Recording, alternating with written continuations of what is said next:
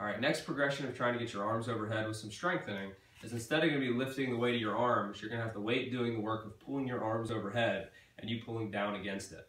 So we have two options with this. One being a band, which I've hooked to the top of this wall anchor.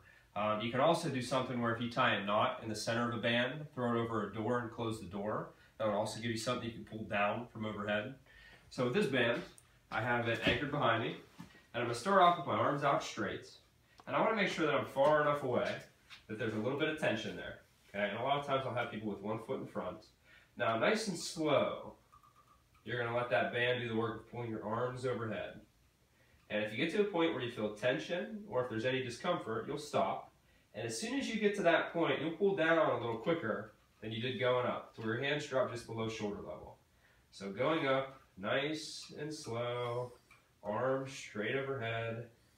The other piece to this is I get overhead, I'm not letting my lower back dip and do a lot of arching. So especially as I get arms further overhead, I'm going to engage my stomach a little bit, maybe even squeeze my butt to lock my midsection in to make sure that my shoulders are the ones that are doing this movement.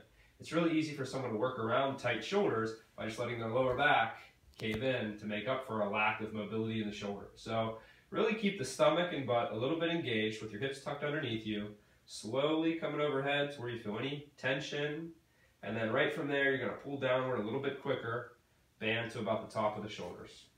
10 to 20 reps. If you're getting to 20, it's not feeling too bad, then you're looking for adding some resistance with either a tougher band or some of the weighted approach that I'm going to show you on the ground.